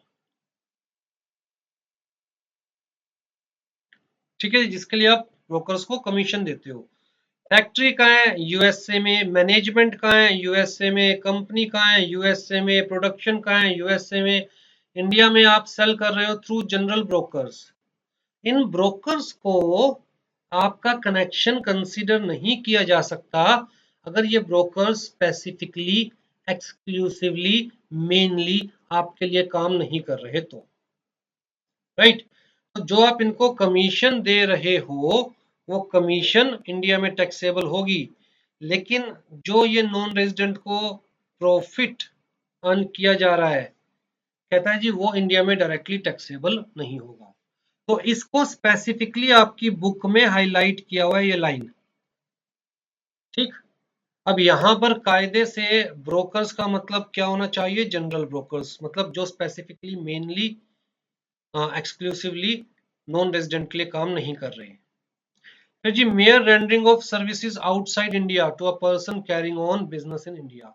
अगर मैं इंडिया के अंदर बिजनेस कैरी कर रहा हूं, जैसे कि मैं कोचिंग इंडिया में प्रोवाइड कर रहा हूं, सर्विसेज किससे ले रहा हूं? क्लासेस किस पे चल रही है? जूम पर।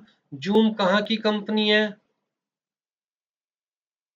तो जी मुझे सर्विस दी जा रही है for carrying on business in India, तो इसका मतलब जूम का क्या ये प्रॉफिट इंडिया में टैक्सेबल है? द आंसर इज,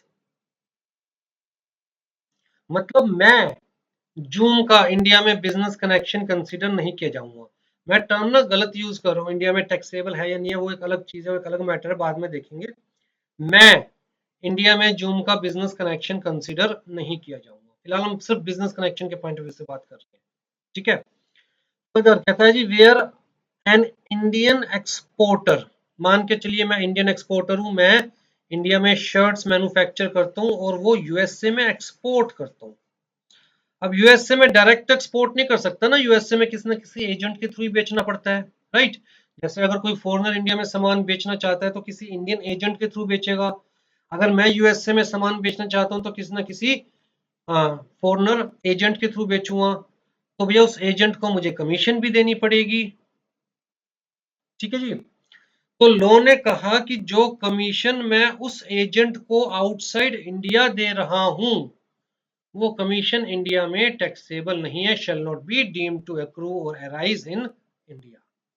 चाहे वो मेरी शर्ट्स यूएसए में बेचकर कमीशन अर्न कर रहा है मुझसे, लेकिन फिर भी उसका इंडिया से कोई डायरेक्ट कनेक्शन नहीं है। अगर लो उसकी इनकम इंडिया में टैक्सेबल कर देगा तो कोई इंडियन एक्सपोर्टर का सामान बाहर बेचेगा ही नहीं।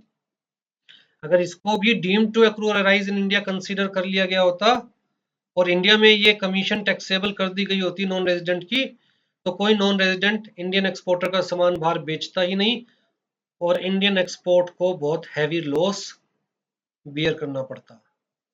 ठीक है जी। तीनों एग्जांपल याद रखिएगा, तीनों आपकी बुक से है, सेक्शन में से नहीं है, सेक्शन 9 में से नहीं है, आपकी बुक में से है। ये सेक्शन 9 में लिखा हुआ है, ये वो केसेस है जो according to section 9 income not deemed to accrue और अराइज इन इंडिया। तो जी in case of non resident जो इंडिया में सिर्फ गुड्स परचेज कर रहा है, कोई और काम नहीं कर रहा है इंडिया में, क्या कर रहा है, सिर्फ गुड्स परचेज कर रहा है। अगर कोई बंदा डायरेक्टली इंडिया में गुड्स सेल कर रहा है तो क्या इनकम इंडिया में टैक्सेबल है? The answer is yes. अगर जनरल ब्रोकर के थ्रू गुड्स सेल कर रहा है तो ब्रोकर को उसका बिजनेस कनेक्शन कंसीडर किया जाएगा? The answer is no. इसीलिए मैंने कहा था कि मैं यहाँ पर गलत वर्ड यूज कर रहा हूँ कि टैक्सेबल है या नहीं है, वो एक सेपरेट मैटर है। बिजनेस कनेक्शन कंसीडर किया जाएगा नहीं किया जाएगा वो एक सेपरेट मैटर है, राइट। तो अगर कोई बंदा इंडिया में गुड्स सेल कर रहा है तो क्या उसकी इनकम इंडिया में टैक्सेबल है? द आंसर इज यस, क्योंकि अल्टीमेटली इनकम कहां से अर्न कर रहा है? इंडिया से इनकम अर्न कर रहा है।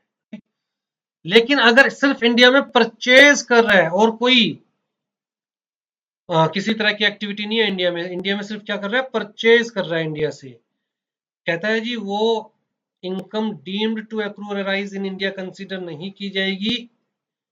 अगर इनकम डीम्ड टू एक्रू और अराइज इन इंडिया कंसीडर की जाएगी फिर तो एक्सपोर्ट कोई करेगा ही नहीं इंडिया से, राइट। एक्सपोर्ट बड़ा दिक्कत वाला काम हो जाएगा। हाँ जी, in case of non resident, ध्यान से, being a person, non resident कौन? Being a person in the business of running a news agency और पब्लिशिंग ऑफ न्यूज़पेपर, मैगजीन और जर्नल। तो जी नॉन रेजिडेंट जिसका क्या काम है, या तो न्यूज एजेंसी रन कर रहा है या फिर न्यूज़पेपर पब्लिश करता है, मैगजीन पब्लिश करता है, जर्नल पब्लिश करता है, जिसके लिए उसे न्यूज चाहिए। ठीक है। अब न्यूज चाहिए तो वो वर्ल्ड वाइड न्यूज कलेक्ट करेगा, इंडिया से भी कलेक्ट करेगा।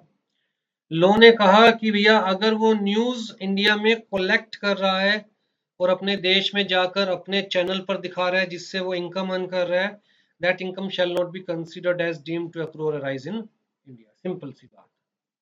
ठीक है। फिर उसके बाद in case of non resident being an individual who is not the citizen of India, या फिर फर्म जिसका कोई भी पार्टनर ऐसा नहीं है who is the citizen of India या रेजिडेंट इन इंडिया, या फिर कंपनी जिसका कोई भी शेयर होल्डर ऐसा नहीं है who is the citizen of India या who is the resident in India. दोबारा से, एक नॉन रेजिडेंट इंडिविजुअल जो कि सिटीजन ऑफ इंडिया नहीं है, एक फर्म जिसका कोई भी पार्टनर ना तो सिटीजन ऑफ इंडिया ना ही रेजिडेंट इन इंडिया है, एक कंपनी जिसका कोई भी शेयर होल्डर ना तो सिटीजन ऑफ इंडिया ना ही रेजिडेंट इन इंडिया है, राइट। तो इनके केसेस में no income shall be deemed to accrue या arise in India to such individual firm या कंपनी थ्रू और from the operation which are confined to shooting of any film in India। तो इसका मतलब अगर एक्स वाई जेड तीनों USA के resident है, यूएसए के ही सिटीजन है, इंडिया में आके फिल्म शूट करते हैं, फिर यूएसए में जाके उस फिल्म को सेल करते हैं, बेचते हैं, पैसा कमाते हैं, तो इंडियन गवर्नमेंट ये नहीं कह सकती इसमें 4 सीन इंडिया के भी हैं, पूरी फिल्म 2 घंटे की है, जिसमें से हाफ आवर इंडिया की शूटिंग भी है, तो 1/4 इनकम इंडिया की डीम्ड टू एक्रू और राइज मानी जाएगी। कहता है जी वो इनकम इंडिया में डीम्ड टू एक्रू और राइज नहीं मानी जाएगी। ठीक है।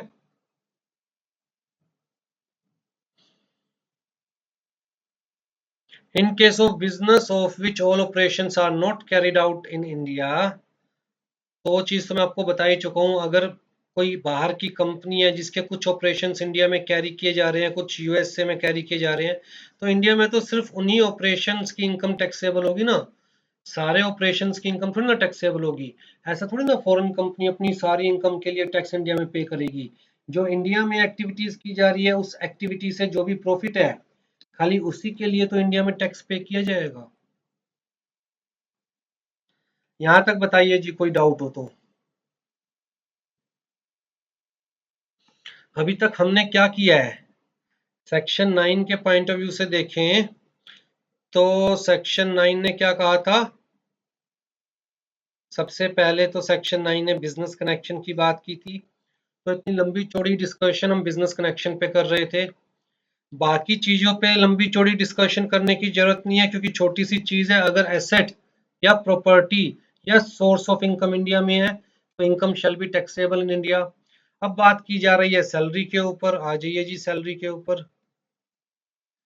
सैलरी अर्नड इन इंडिया, कहता है जी salary payable for services rendered in India. अगर कोई भी इंडिया में सर्विसेज दे रहा है, तो चाहे वो यूएसए की किसी कंपनी का एम्प्लॉई है, कोई फर्क नहीं पड़ता। सर्विसेज कहाँ दी जा रही है, इंडिया में, तो taxable in India, right. The rest period और leave period which is preceded या फिर succeeded by the services rendered in India and forms part of service contract of employment। जैसे कि मैंने आपको कहा था कि भैया अगर आप आफ्टर रिटायरमेंट यूएसए में एस्टेब्लिश हो जाते हैं, तो जी आपको पेंशन मिलेगी, रेस्ट पीरियड की आपको पेंशन मिलेगी। पेंशन किस वजह से मिल रही है, क्योंकि आपने सर्विसेज इंडिया में दी है। तो सर्विसेज इंडिया में दी है, तो भैया चाहे पेंशन यूएसए में मिले, चाहे आप यूएसए में एस्टेब्लिश हो जाइए, इंडिया में रहना बंद कर दीजिए, तब भी वो पेंशन कहां पर मान के चली जाएगी, shall be deemed to accrue or arise in India, shall be taxable in India। ठीक। फर्दर गवर्नमेंट ऑफ इंडिया का वाला केस मैं आपके साथ डिस्कस कर ही चुका हूं। आ जाइए जी, अब हम बात कर रहे हैं इंटरेस्ट की, रॉयल्टी की और फीस फॉर टेक्निकल सर्विसेज की।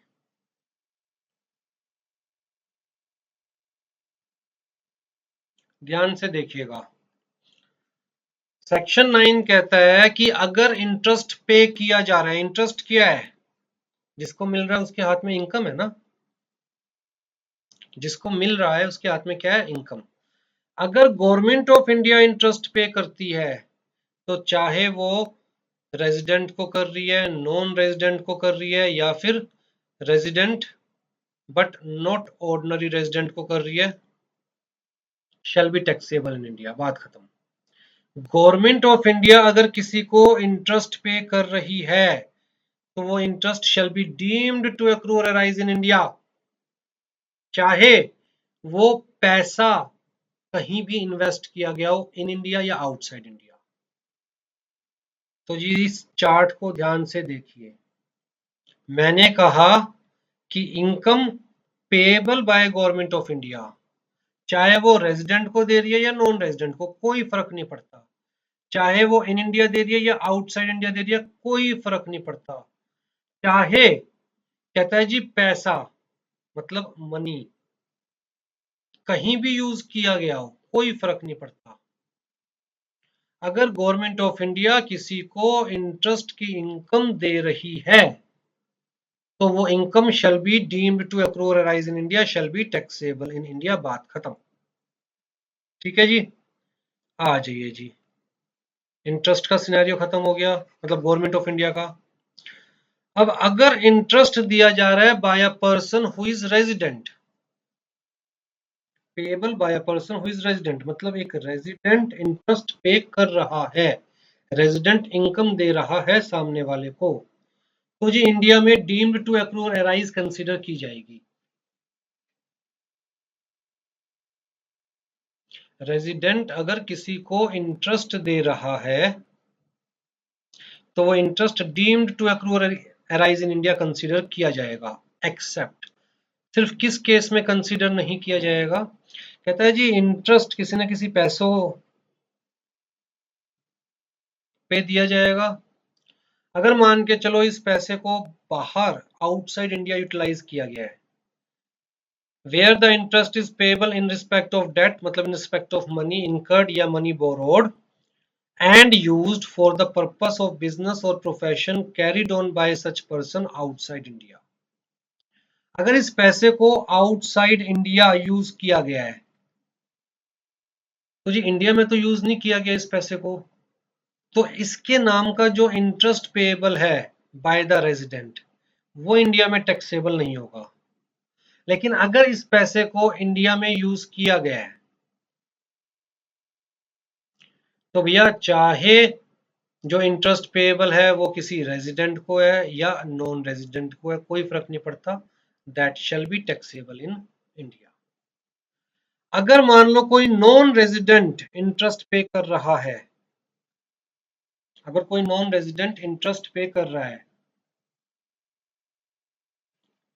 तो इंडिया में कब टैक्सेबल होगा, जब मनी को इंडिया में यूटिलाइज किया गया है, जिस मनी के ऊपर इंटरेस्ट पे किया जा रहा है उस मनी को इंडिया में यूटिलाइज किया गया for the purpose of business और प्रोफेशन। ठीक, इसी चीज को चार्ट से समझे दोबारा से। अगर मैं बात कर रहा हूं इनकम की, इनकम में भी इंटरेस्ट में भी रॉयल्टी में भी fee for technical service payable by the government of India, चाहे किसी को भी पे करे, रेजिडेंट को नॉन रेजिडेंट को कोई फर्क नहीं पड़ता, चाहे इंडिया में पे करे या आउटसाइड इंडिया कोई फर्क नहीं पड़ता, तो जी ये जो इनकम है this shell be taxable in India when the subject, मतलब इंटरेस्ट के केस में सब्जेक्ट क्या है, मनी, रॉयल्टी के केस में सब्जेक्ट क्या है, रॉयल्टी किस चीज पे दी जाती है, राइट्स के ऊपर, प्रॉपर्टी के ऊपर, इंफॉर्मेशन के ऊपर, सर्विसेज के ऊपर।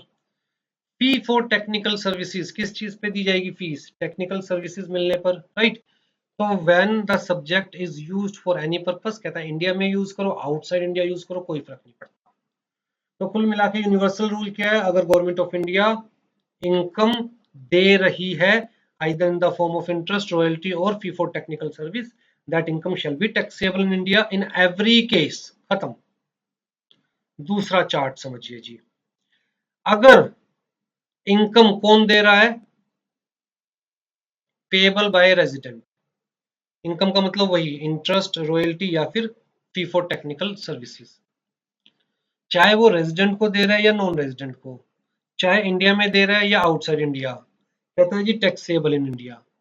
किस केस में टैक्सेबल इन इंडिया नहीं होगा, किस केस में टैक्सेबल इन इंडिया नहीं होगा, जब सब्जेक्ट, मतलब इंटरेस्ट के केस में मनी, रॉयल्टी के केस में राइट, प्रॉपर्टी, इंफॉर्मेशन या सर्विस जिसके ऊपर रॉयल्टी पे की जा रही है, फी फॉर टेक्निकल सर्विसेज के केस में टेक्निकल सर्विसेज, जब subject is used for business और प्रोफेशन कैरिड आउटसाइड इंडिया और for earning income from any source outside India. आपको एक सिंपल सा एग्जांपल देता हूं, मान के चलिए मिस्टर एक्स जो कि रेजिडेंट है,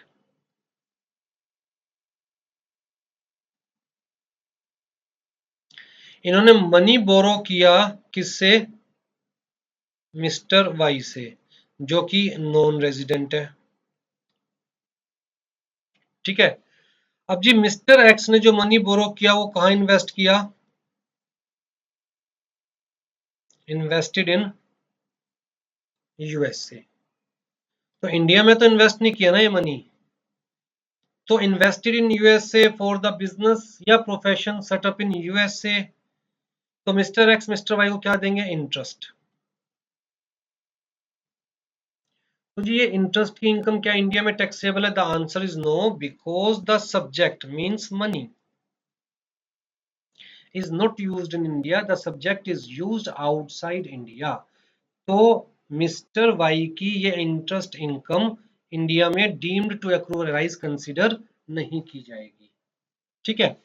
लेकिन यहीं पर अगर ये जो पैसा है वो कहां पर इन्वेस्ट किया होता, कहता है जी इंडिया में। इस केस में रेजिडेंट ने जो इंटरेस्ट पे किया उस इंटरेस्ट से रिलेटेड मनी कहां पर यूज किया, इन इंडिया। तो जी interest shall be deemed to accrue और arise in India, shall be taxable in India. इतनी सी बात कही जा रही है, ध्यान से देखिए। अगर सब्जेक्ट को हम आउटसाइड इंडिया यूज कर रहे हैं, रेजिडेंट इनकम पे कर रहा है, अगर सब्जेक्ट को हम आउटसाइड इंडिया यूज कर रहे हैं तो वो जो इनकम है shall not be taxable in India, shall not be deemed to accrue और अराइज इन इंडिया। लेकिन अगर रेजिडेंट उस सब्जेक्ट को इन इंडिया यूज कर रहा है तो चाहे वो इनकम रेजिडेंट को दी जा रही है या नॉन रेजिडेंट को, shall be taxable in India, shall be deemed to accrue और अराइज इन इंडिया। अगर हम नॉन रेजिडेंट की बात करें तो कायदे से नॉन रेजिडेंट की इनकम पे हमारा कोई हक नहीं है, right.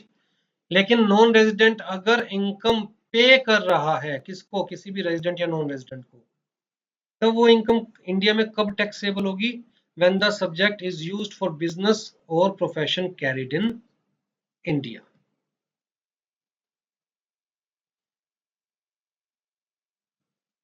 Government, resident, non resident.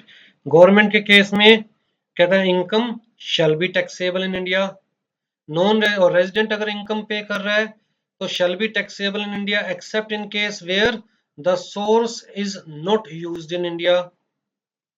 अगर नॉन रेजिडेंट इनकम पे कर रहा है तो shall be taxable in India if the source is used in India.